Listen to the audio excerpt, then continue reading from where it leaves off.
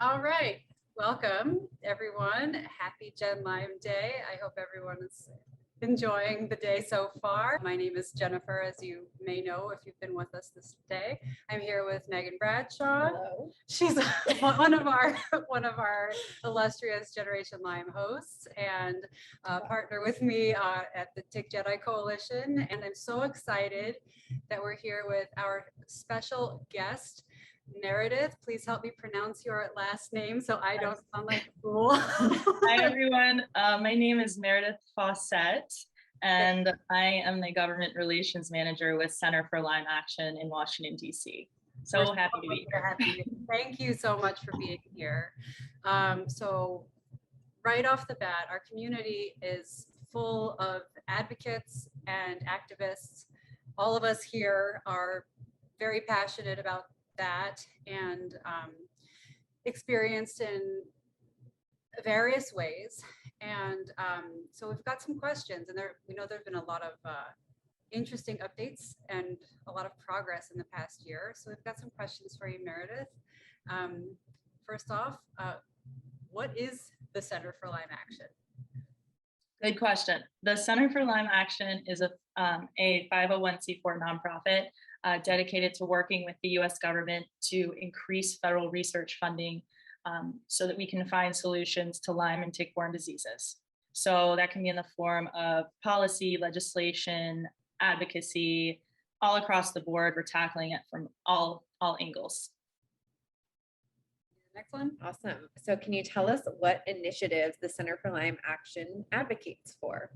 So any initiative that is advocating for better diagnostic and treatment options, we are advocating for. The CDC now says there's at least 476,000 Americans a year that are being diagnosed with Lyme disease, and this does not include the many whose tests come back with a false negative. So we have a lot of appropriations requests. We submitted 7 appropriations requests to Congress for fiscal year 2023, and we're now looking ahead at a National Tick-Borne Disease Institute that we're proposing as well. So it's exciting. That's really exciting. And I bet for a lot of people, this is the first time they're hearing about this. Yes, exactly. It's really good to have these discussions to try to unpack some of this. The word appropriations some people might know what it means, some people might not. And Meghan, I know that you helped with the appropriations form. So is there anything we can add to break that down for some people? Federal appropriations is basically federal funds that are allocated towards a certain cause. So in this case, in FY23, the House Appropriations Committee approved a $12 million increase for the CDC for that funding. So we're going to get an additional $12 million in federal taxpayer money that's going to go towards CDC improvements for Lyme disease. So that would be in the form of education for Lyme awareness and things of that nature. So that brings the whole total to $87 million for vector-borne disease funding within the federal government. And then we got $7 million again this year for defense for the congressionally directed medical research program. So I hope that breaks it down a little bit more. But yeah, it's pretty simple. I mean, appropriations are federal funds that Congress votes on to decide where those funds are going to be placed towards. Awesome. Anything you want to add? You know, I was just thinking, because to some folks, they may not understand why advocating for these things are so important. And we as patients really want to see change because we're at the end and we see how many problems there are and how many hurdles we have to overcome to get well. And so we really need systemic change here. And the way that we can achieve that is through advocating at the federal level to make sure that we're putting the right prevention programs in place, the right public health outreach programs so that we can make sure that high-risk communities are kept safe from tick-borne illnesses so we can improve diagnostics. And so that's how we get all of these really important and necessary initiatives down the pipeline. And so it really is something that involves power and numbers, and every single patient and the people who surround them and support them need to rally to to advocate for these things. Exactly. Super important. That's a really great point. And I would love to, I'm going to come back around to that because I think that's going to make hit an interesting kind of conundrum that we all deal with at the end.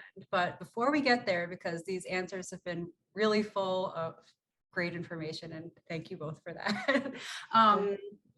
So Meredith, when you started at Center for Lyme Action, how have things changed since you've gotten involved? Like, where were they then versus now? And what can you tell us about progress that's been made? You told us a little bit, but is there any more as a direct result of advocacy? Absolutely.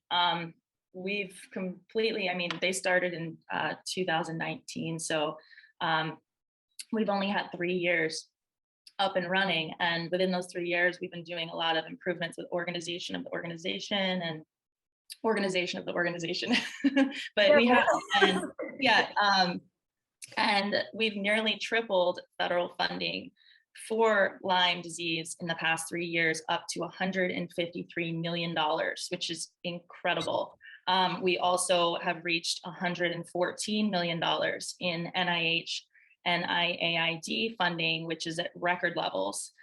So it's really exciting. And we wouldn't have been able to do any of this if it weren't for you guys and our advocates. And I know there's a lot of Lyme patients out there who feel like maybe they don't feel like they're really making an impact, maybe because of one day a year at a Lyme fly-in or something like that. But if you guys, I wish I could somehow break it down.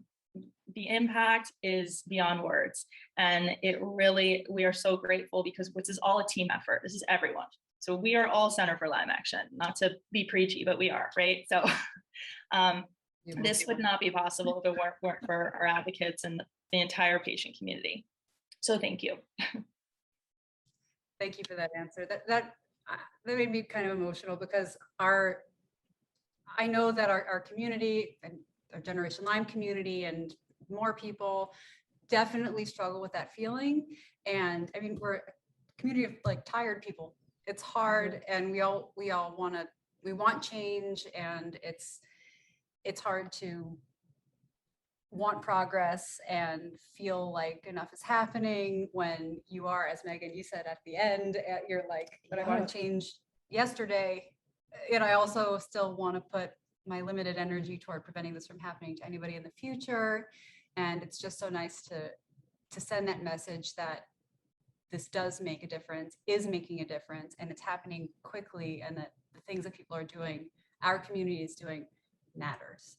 It's amazing. Yeah. And I get it. We're tired. This is exhausting. This is has been an uphill battle. Everyone's getting it can make you impatient, angry, hurt, so many emotions, because this should not be our reality. But that is what motivates me every morning when I'm struggling to get up and to try to just charge forward, be like, persistence always wins. Every time, persistence always wins. It's exhausting and it will test you, but we can all just stand together and lean on each other when we're feeling weak and tired. And we're going to go further than we can ever imagine. So that's my input on that. I'm so touched. I love this. I'm just speaking from the heart, you know. I mean, Yeah. I think too, as patients, like, there has been so much that has been taken from us through our health journeys. And I have personally found that advocating for change is a way that I can reclaim so much of what was taken from me, and it helps me take my power back. And so to anybody who's like, I'm not sure if I want to do this, like, this is a way for you to like reclaim some of that. And it's a really great way for you to channel that energy. Absolutely. If you're angry, this is a good place to put it. Come right here. We're mad. angry too. We're angry and we're tired and we're all the things, but yeah.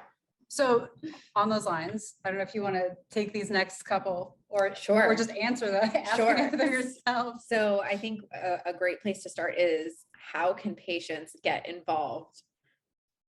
So at the most basic level, patients can get involved by going to centerforlymeaction.org. There's a pop-up modal that comes up. It says sign up for our newsletter. You enter your first name, your last name, and your email address. We only email you if there's some very important legislative update on advocacy issues or or an issue that we've been pushing. We want everyone to be aware of what's going on in the Lyme community on a federal level, or if there is any advocacy action that needs to be taken. So this usually consists of asking you guys to write an email to your congressman or senator. We'll send you the link to that. The email message will already be generated. So you really don't have to do anything at all. You just have to enter your name, your location, so that your congressman's name pops up automatically, and then you just sign your name, make sure you like the email that we've pre-generated for you, and then you just hit send. We try to make it as simple as possible so that you don't have to think about it. I mean, we want you to think about it, but you know, it's just makes it more fluid and easier and less likely to have you want to run away from the email, because it can be overwhelming. So yeah, I know. I can say when I get those emails, I copy that link and I blast it to every single person in my contact list on my phone. And I preface it with can you take just 2 minutes to fill this out? And within 5 minutes, everyone has replied that they're done. That's amazing. That's awesome. Some other ways patients can get involved is through word of mouth, by talking to friends and family, getting them to sign up for Center for Lyme Action. We don't have an agenda. Our only agenda is working with the Lyme community to try to make a difference. And the more backing that we have, the more of a voice we have.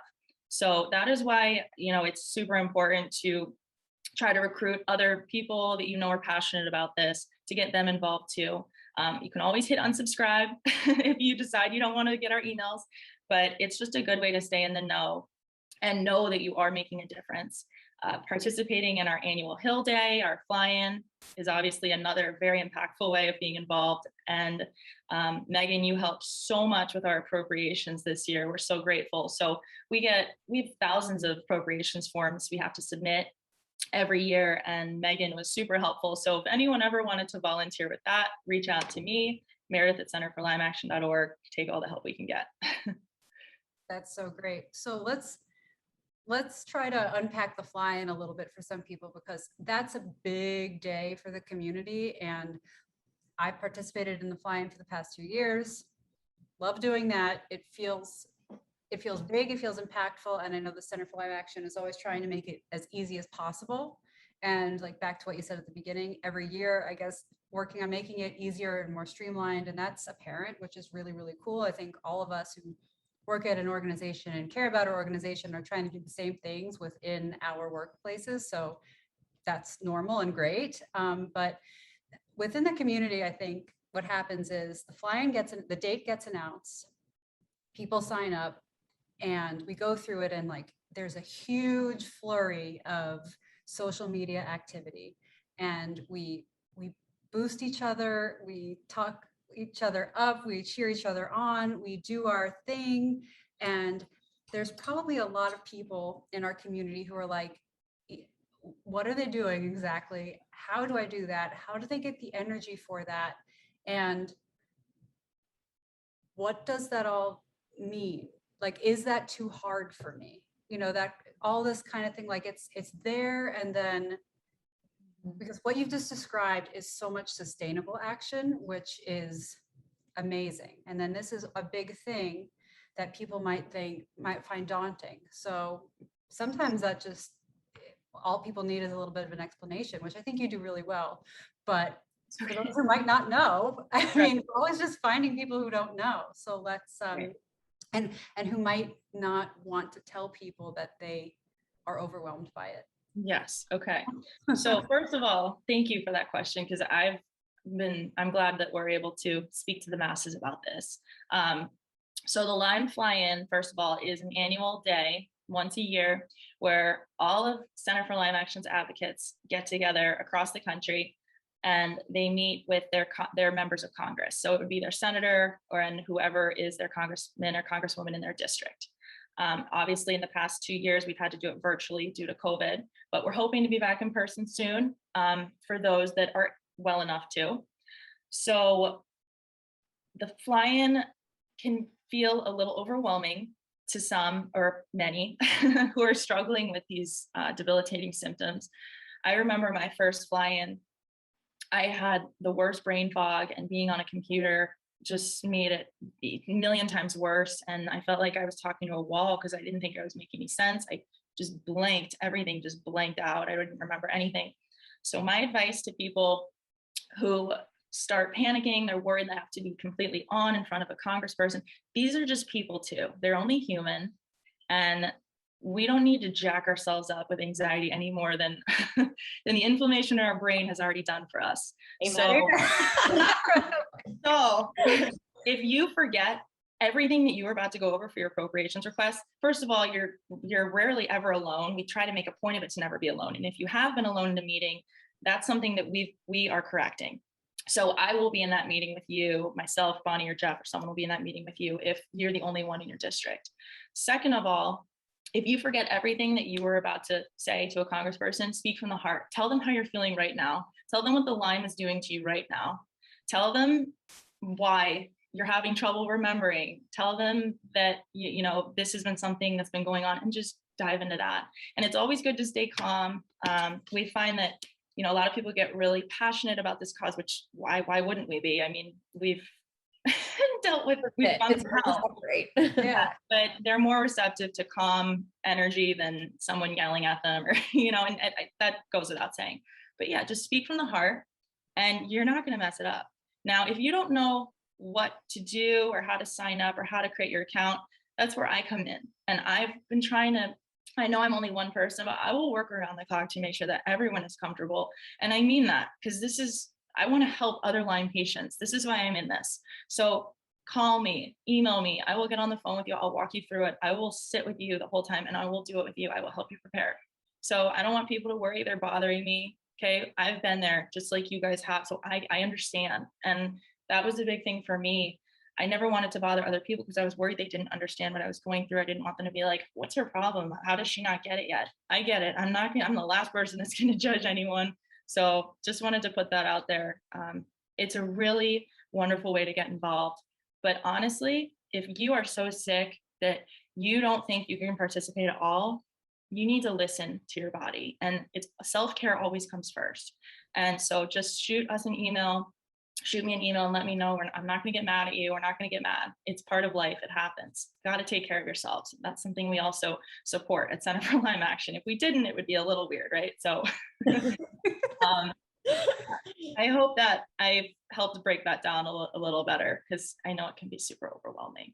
You did. And I was going to just kind of piggyback off of what you were saying before. When you talk to these people, they are people, and it doesn't matter what their title is or you know, what they do for work. It's a human interaction. And when you're able to like really personify this disease and you're really able to give them an idea of how this has impacted your day to day, that is what they walk away remembering. They're not going to remember all the numbers about what we want for the CDC and how these prevention programs, whatever, yada, yada, yada. They're going to stick out. What's going to stick out to them is, I talked to this person, they were, you know, at the top of their field, they were doing their thing. And then this disease came and it, you know, it ripped life out from underneath their feet, and it impacts their day to day. It impacts caregivers. It impacts the entire family. People are really struggling here. They want to hear the human aspect of it. And so I've found too, because I've participated 2 years now, the folks who you'll meet with, you may meet with them again, and you start to build a rapport, and they remember elements of your life, because at the end of the day, you are their constituent too. Yeah. And they want to make sure that they're serving your needs. They're there to help us. Mm-hmm. Mm-hmm. I think that's one of the most important things that people don't think about all the time, because we're, as a community, we're fighting for our own cause, which is like our lives, you know, which is like such a weird concept, you know, fighting for a cause that's like our existence, but that's where we are. And we're coming in and we kind of forget that we're the people who are supposed to have the power in the room. Like, we gave them their job. Yeah. So they're supposed to listen to us and care what we have to say.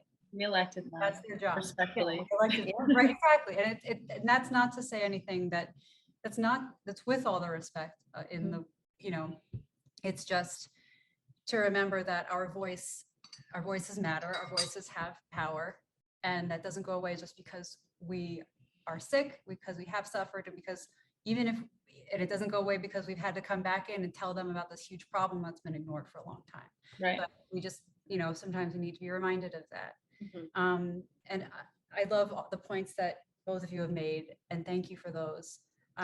Other things that I think might be really helpful for people to know is that is kind of to the point, a point that you made earlier, Meredith, was that numbers, there's strength in numbers, like showing up really makes a difference because people don't know how many people care about this and how many people in their district care unless they're told or shown. And so just showing up, adding your name, even if it's a Zoom screen with just your name on it, makes a difference, like signing up, because there are all these meetings that happen throughout the day, but not everybody has to speak. And I think a lot of people get worried about having to present exactly to the points made here today, but not everyone has to. There's always somebody or a couple of people designated to talk in the meetings. And so if you're not feeling up to it, or if you might feel up to it, but want a year or two to observe, like you don't have to talk that year, but your presence will still count. It's all energy and it makes a difference. I don't mean to interrupt you, but you know. Yeah, I agree. And so I think this is all really, really helpful. I will say too, it's such a benefit to be able to advocate on your own terms. In the last 2 years, the fly-in has been virtual. And as patients, it's really great because I can be on my couch and be, Zoom appropriate from the neck up, but I still have on my sweatpants and my fuzzy socks, and I have my salty snack and some water next to me. And as soon as that Zoom ends, I am horizontal. I put my feet up, self-care. And so, yeah, you can do it. I feel like it is something that is like within reach, even when you have a limited capacity. Yeah. I hope that there's no really weird AC sound happening right now, but Okay. Okay. So this is all amazing. And I guess our last question, barring any additional thoughts and feelings and comments, which are always welcome, where do we go from here? What's coming next? Sure. So we're waiting on the fiscal year 2023 final appropriations numbers. So we're waiting on the Senate. They are taking their time with what they would like their funding to go towards. But as I mentioned earlier, the House approved a $12 million increase for the CDC for Lyme disease and approved $7 million again for the congressionally directed medical research program for peer-reviewed tick-borne disease research. So that's another win. And once we get the Senate appropriations numbers, we will move on to final votes, which should happen. I mean, it's hard to tell anymore. Things have been so all over the place in Congress, but probably I would guess maybe end of August or September for votes.